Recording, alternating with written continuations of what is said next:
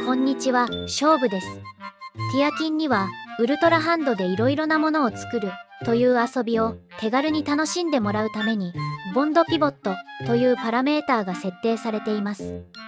これは板や車輪、各種ゾナウギアなどに見られるスナップポイントのことで、このスナップポイント同士を合わせることでオブジェクトを簡単に中心に配置できるのですが、携帯鍋の鍋側や鉄球、各種素材といったオブジェクトにはスナップポイントが設定されていません。今回はそれらのオブジェクトを規則正しく配置するための方法として、私がバランスゲームの制作で使ったテクニックを3つほど紹介したいと思います。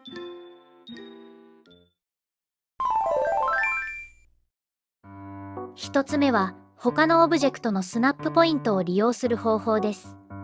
ウコウホの祠の 8×8 板にはこのような形でスナップポイントが設定されているため、奥に光線の頭を配置しながら中心と手前のちょうど真ん中に操縦桿を配置するといったことができません。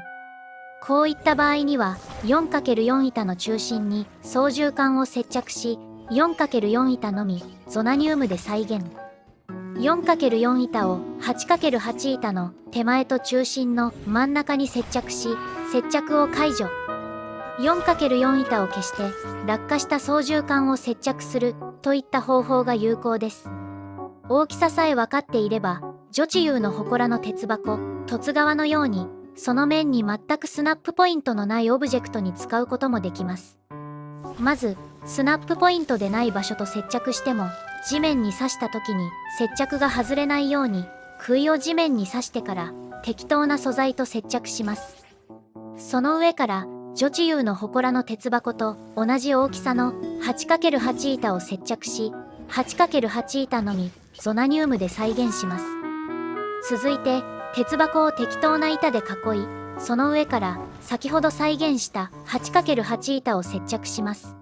あとは 8×8 板を消して落下した杭を接着したら余計なものを外して完了です。一部実測値と解析値で乖離があるものの、オブジェクトの大きさに関してはハイパーウィキが参考になります。概要欄に URL を載せているので、よければ覗いてみてください。2つ目は浮遊石中心のゾナウマークを使う方法です。まず浮遊石を2段重ねに接着し、鉄箱底面のスナップポイントに接着します。続いて浮遊石を起動し、下段の浮遊石の接着を外します。あとは浮遊石に映る影を頼りに携帯鍋の鍋側を鉄箱の真ん中に接着すれば完了です。スイッチ本体のアクセシビリティでズーム機能をオンにすれば拡大して見やすくすることもできるので、試される方はぜひご活用ください。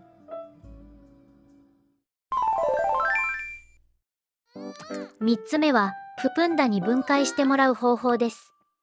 ププンダは常に同じ座標にオブジェクトを分解するため、高さだけ変えることができれば中心軸を合わせて接着することが可能です。まずププンダに鉄球を分解してもらい、角度が変わらないようにモドレコをかけながらスペアバッテリーのついた浮遊石と接着します。続いて浮遊石にもモドレコをかけ、ロケットを接着したらモドレコを解除。浮遊石を打ち上げ、回収スペースが空いたら新たにイチゴを分解してもらいます。最後は浮遊石にモドレコをかけ、接着可能な距離まで近づけたら座標がずれないように浮遊石に乗りながら接着して完了です。